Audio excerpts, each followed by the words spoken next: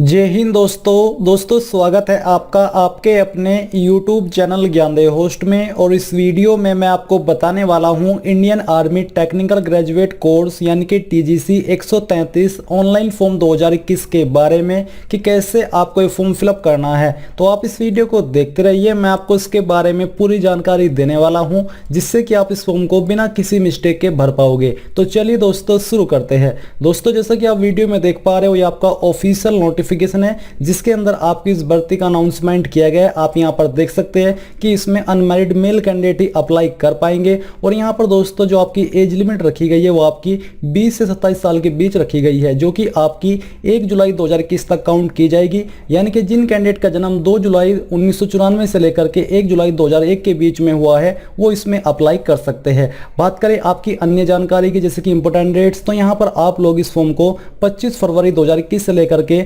26 मार्च 2021 तक अप्लाई कर पाओगे। फिर बात आती है आपकी क्वालिफिकेशन की कि कौन लोग इसमें अप्लाई करने के लिए एलिजिबल है। तो यहाँ पर आपको बोला है कि who have passed the required engineering degree, यानी कि जो जरूरी क्वालिफिकेशन है इंजीनियरिंग डिग्री है, अगर आपने वो पास कर ली है या फिर आप फाइनल ईयर के अंदर हो और आप अपनी जो क्वालिफिकेशन है वो आप 1 जुलाई 2021 तक कंप्लीट कर लोगे, आपके पास आपके जो प्रूफ है पासिंग के वो आ जाएंगे, तो आप इसमें अप्लाई करने के लिए एलिजिबल हो। यहाँ पर दोस्तों आप वो स्ट्रीम देख सकते हो जिन स्ट्रीम्स के अंदर ये वैकेंसी निकाली है, आप यहाँ पर इसके बारे में पूरी जानकारी देख सकते हो। तो चलिए अब बात करते हैं फॉर्म फिल प्रोसेस के बारे में। तो ये आपकी ऑफिशियल वेबसाइट है, इसका लिंक मैं आपको वीडियो के डिस्क्रिप्शन में देने वाला हूं। आपको यहाँ पर होम पेज से आने पर क्या करना है, आपको चेक एलिजिबिलिटी के ऊपर क्लिक करना है, या फिर डायरेक्टली मैं आपको इसी पेज का लिंक दे दूंगा। आपके सामने जो इंटरफेस आएगा वो ऐसा आएगा जैसा कि आप यहाँ पर देख पा रहे हो। आपको यहाँ पर अपनी DOB सिलेक्ट कर लेनी है। इसको सिलेक्ट करने के बाद यहाँ से अपना जेंडर चूज कीजिए, इसमें मेल कैंडिडेट ही अप्लाई कर पाएंगे। अब दोस्तों मैं आपको बताना चाहूंगा अनअकैडमी के बारे में, जो कि इंडिया का लार्जेस्ट लर्निंग प्लेटफॉर्म है, जहां पर आप अनअकैडमी को ज्वाइन करके इसके प्लस फीचर्स का फायदा उठा सकते हो,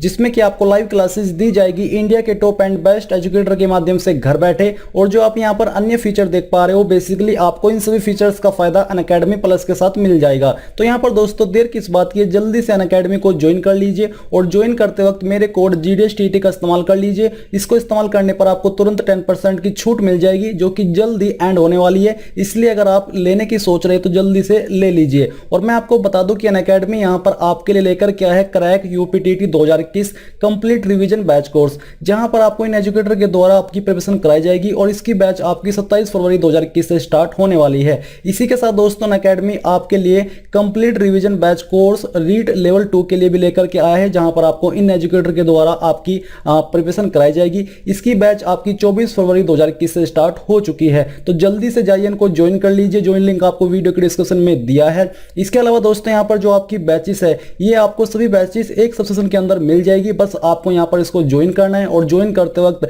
GDSTT का इस्तेमाल कर लीजिए, इससे आपके फ्री प्लान भी अनलॉक होंगे। साथ ही आपको 10% की आपकी कोई भी प्लान चूज करने पर छूट मिल जाएगी। तो दोस्तों मैं आपको फिर से कहूंगा कि वीडियो के डिस्क्रिप्शन में आपको ज्वाइन लिंक दिया है, जाइए ज्वाइन कर लीजिए और कोड का इस्तेमाल करना बिल्कुल मत भूले। क्वालिफिकेशन में दोस्तों यहाँ पर आपको BTech का जो कॉलम है जिसमें MSc कंप्यूटर आप देख पा रहे हो, ये आपको चूज करना है। इसको चूज करने के बाद आपने अगर अपनी क्वालिफिकेशन कर ली है तो आपको पास सिलेक्ट करना होगा।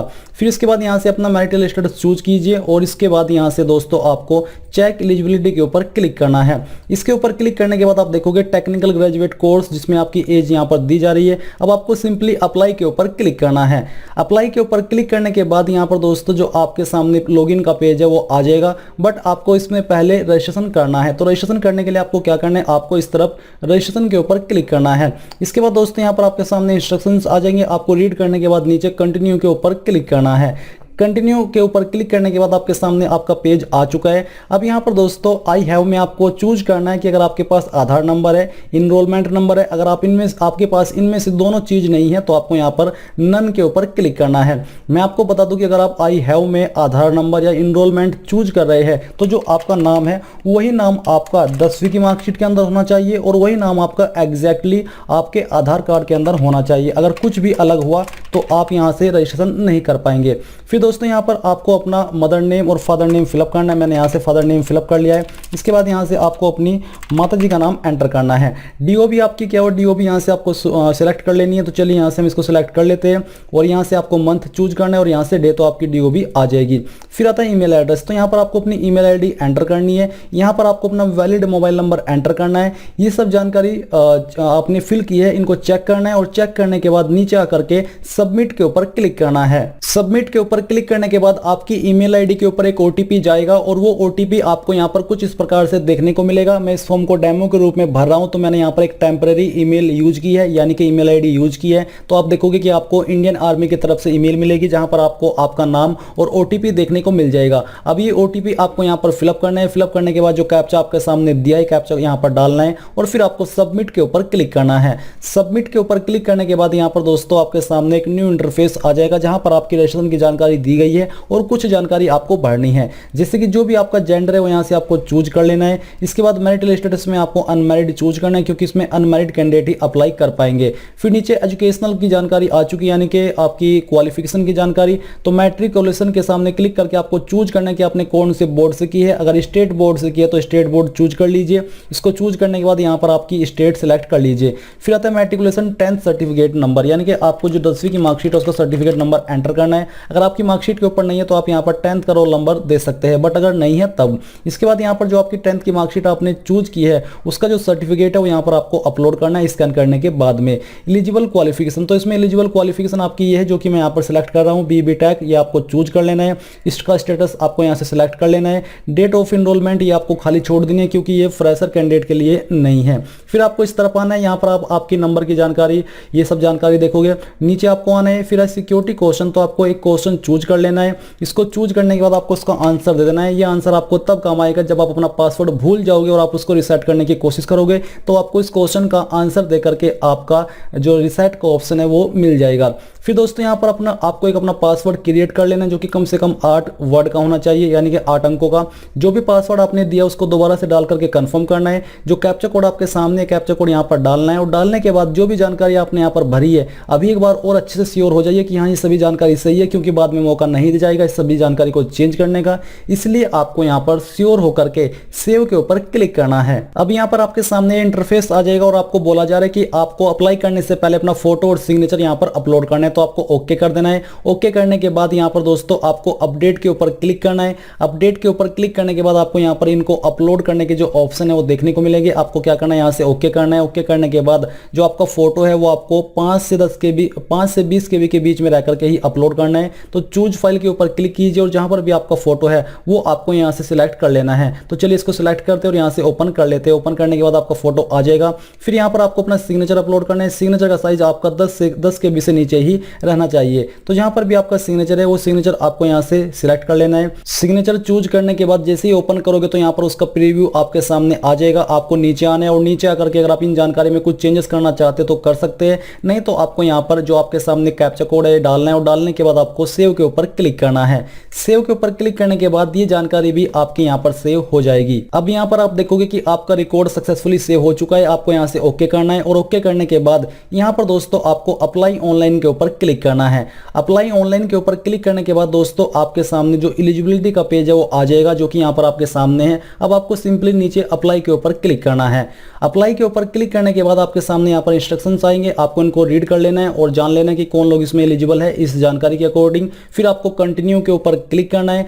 कंटिन्यू के ऊपर क्लिक करने के बाद आपकी पर्सनल डिटेल यहाँ पर आ चुकी है। आपको यहाँ पर नेशनलिटी के अंदर इंडियन चूज कर लेना है। फिर आपको फिर से यहाँ पर अपना फोटो और सिग्नेचर अपलोड करना है, जैसे कि अभी आपने किया था। यहाँ से फोटो सेलेक्ट करते हैं। इसके बाद जहाँ पर भी आपका सिग्नेचर है जो कि अभी आपने यहाँ पर सिलेक्ट भी किया था, अपलोड भी किया था, वो आपको सेम तरीके से चूज करना है और चूज करने के बाद इसको यहाँ से ओपन कर लेना है। ओपन करने के बाद आपको यहाँ पर सेव एंड कंटिन्यू के ऊपर क्लिक करना है।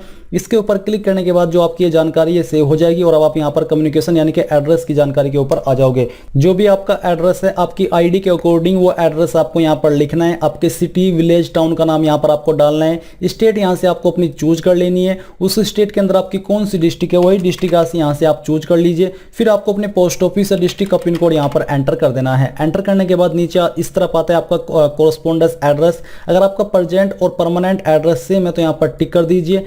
टिक करने के बाद ये जानकारी आपको दोबारा से फिल करने की आवश्यकता नहीं पड़ेगी और अब आपको सेव एंड कंटिन्यू के ऊपर क्लिक करना है। इसके बाद ये जानकारी भी आपकी यहाँ पर सेव हो जाएगी और आप यहाँ पर एजुकेशन डिटेल के ऊपर आ जाओगे। तो यहाँ पर आपके सामने 13 पॉइंट में है टाइप ऑफ स्कूल, तो आपको चूज करना है कि आपका जो स्कूल है वो किस टाइप का है। आपको यहाँ पर काफी सारे विकल्प दिए गए हैं, अगर इनमें से है तो चूज कर लीजिए, नहीं तो यहाँ पर दोस्तों जो अदर्स है वही रहने दीजिए। फिर दोस्तों यहाँ पर है रोल नंबर ऑफ 10+2, यानी कि आपको यहाँ पर 12वीं का जो रोल नंबर है वो एंटर करना है। तो चलिए यहाँ पर हम इसको एंटर कर देते हैं। ये एंटर करने के बाद यहाँ पर आता है अदर स्कूल, तो जो आपका अदर स्कूल है उसका नाम क्या है वो यहाँ पर आपको एंटर करना है। तो चलिए हम यहाँ पर इसको फिल कर देते हैं। फिर यहाँ पर दोस्तों नीचे आता है वेदर डिप्लोमा होल्डर, अगर आप डिप्लोमा होल्डर यानी कि आपके पास डिप्लोमा है तो यस कीजिए, नहीं तो आपको नो करना है। इसके बाद है aggregate percentage of marks in class 12th, यानी कि आपकी परसेंटेज कितनी थी 12th के अंदर वो आपको लिखनी है।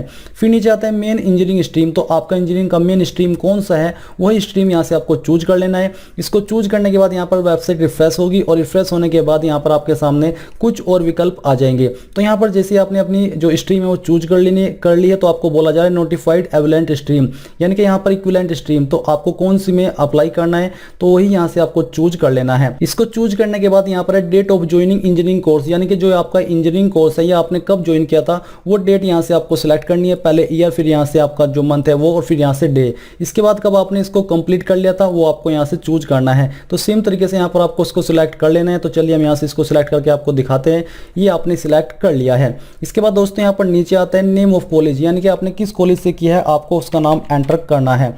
तो ये आप नाम अच्छे से अपना फिल कर दीजिएगा। यूनिवर्सिटी, तो अगर आपने डायरेक्टली यूनिवर्सिटी से किया तो आपको दोनों में यूनिवर्सिटी का नाम देना है। अगर आपकी जो कॉलेज है वो किसी यूनिवर्सिटी से एफिलेटेड है तो आपको यूनिवर्सिटी के अंदर उस यूनिवर्सिटी का नाम एंटर कर देना है जहाँ से वो एफिलेटेड है।